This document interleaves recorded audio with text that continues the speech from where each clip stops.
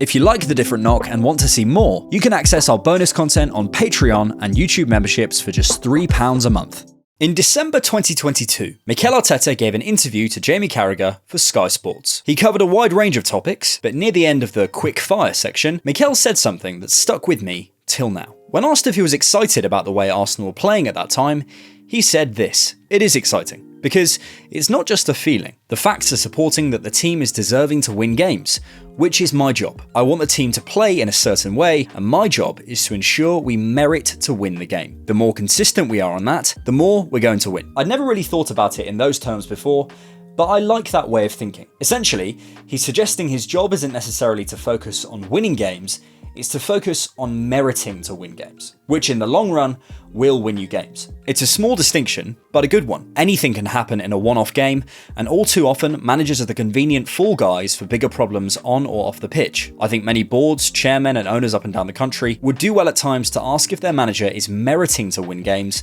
rather than just asking what the results are. In the long run, I believe the former will get you more sustainable results. Director of Football Phil Giles at Brentford talks about exactly that on a brilliant episode of the High Performance podcast. He says Brentford always focus on the bigger picture and the underlying numbers over immediate results as their managers go through periods of pressure, which has brought them the success that they've had. For 98% of his Arsenal managerial career, I believe Mikel has done everything he can to merit to win games. But, and I'm going to say something that I've never said on this channel before, I don't believe that Mikel Arteta is doing everything he can to merit or deserve to win games right now. I think there's something tactically limiting the players from going out and being able to win the games right now, and I think that, as he says himself, is on him. To be clear, Mikel Arteta is a tactical genius.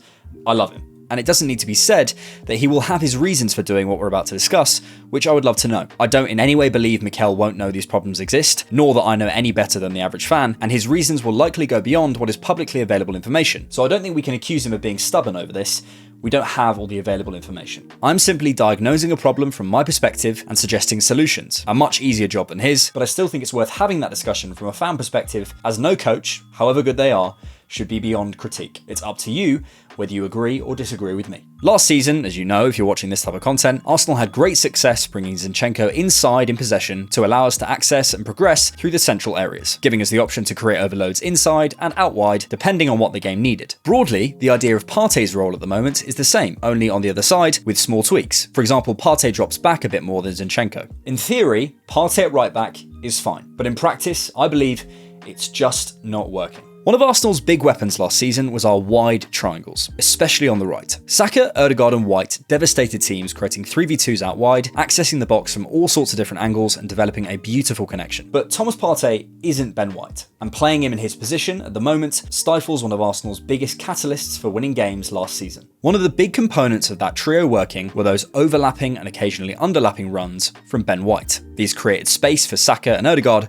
to work their magic. Thomas Partey simply can't do that. He hasn't got the legs to get up and down. I don't blame Partey, it's just not his game. But it meant that time and time again against Fulham, Saka and Ødegaard were left 3v2, even 4v2, without any supporting runs from their right back. Every time we went down that side, you're asking Saka or Ødegaard to be a miracle worker and beat 3 men on their own. It just wasn't working, and Mikel was too slow to react. We had the same problem against Palace, and to some degree against Forest. The idea, of course, playing that 3-2, is to get either that central progression between the lines, or to pull the winger inside and create space to progress for a centre-back. But a simple glance at our passing networks tells you that Arsenal were bypassing the centre and attempting to exploit the wide areas. We also did that against Palace, which suggests it's either an instruction or something we're being forced into. Either way, I don't think it's good. Both Fulham and Palace were happy for us to play in those areas because they could overload us and send us right back where we came from. We couldn't make anything happen without that ability to create the overloads. Partey spends a lot of time dropping into the back line too, which forces us even further wide into those 3 and 4v2s in the opponent's favour, as there's less players to progress to between the lines. At times against Fulham,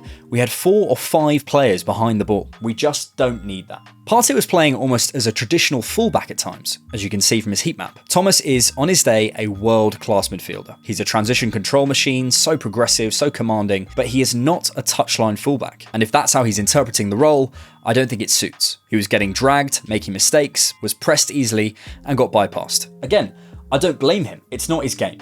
It's like asking a Lamborghini to park in the space of a motorbike. You have to put him in the right zones to affect the game. And if he keeps interpreting the role the wrong way, then you have to look up. All of this means we become extremely predictable. Saka is our most talented wide receiver, arguably one of the most talented wide receivers in world football. Just look at his progressive passes received numbers.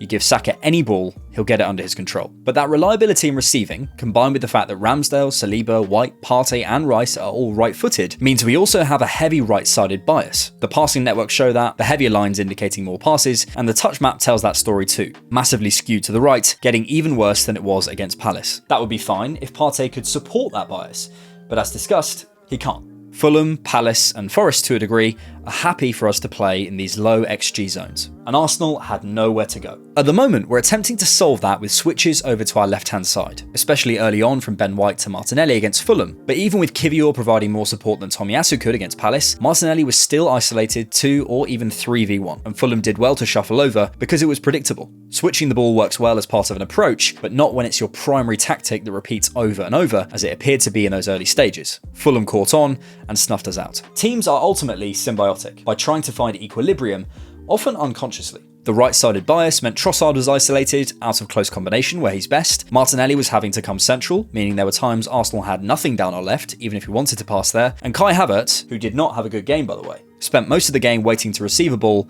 that never came. Havertz had 28 touches in just under an hour of football, while Vieira, his replacement, had 30 in just over half an hour. Havertz wasn't good, but he wasn't helped either. Two things can be true. But it's my view that the Partey problem is the fundamental issue. Everything stems from there. It's the lowering tide that sinks all boats. It created the imbalance we spent an hour trying to deal with, and you could argue was part of that picture when Saka made that mistake. But through all of this, I do want to reiterate, I don't blame Partey. He isn't a right back, and that's not his fault.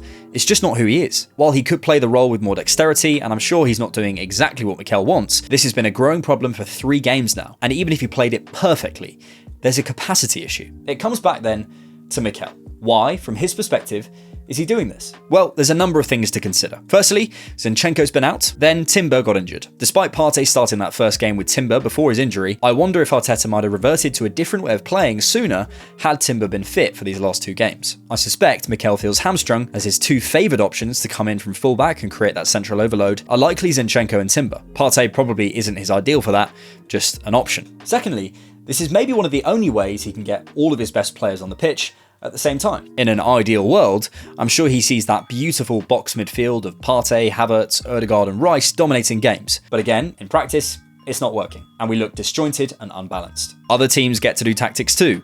They've been packing the middle and forcing us wide. Thirdly, from a pure numbers perspective, you could maybe argue it's working. Have a look at this. It's a graphic showing the game against Fulham in red was our best in terms of XG, shots, shots on target, field tilt, and more out of the 3 games we've played so far. We're dominating games. And would we be having this discussion if Saka doesn't make that error, or Havertz puts that first chance away? As Arteta often says, the game is won and lost in the boxes. And from 57 minutes on yesterday, it really was on the players. To his credit, Mikel saw the problem and corrected it, taking off Thomas Partey and Kai Havertz and replacing them with Zinchenko and Vieira. As you can see from the passing networks broken down by quarters, the substitutions completely changed the game. We were much more balanced and looked a lot more threatening as thunder sounded around the Emirates and the rain came pouring down. Arteta could certainly argue then he's given the players everything they need, but in my view, he's still not doing everything he can. Players can miss chances, things can go against you, but it was obvious this was a problem from minute 1. We need to control what we can, and we can certainly control this. So, what are the solutions? I think there's 4 main options. 1, we could go back to the back 5 from last season and have a Partey, Ødegaard and Rice midfield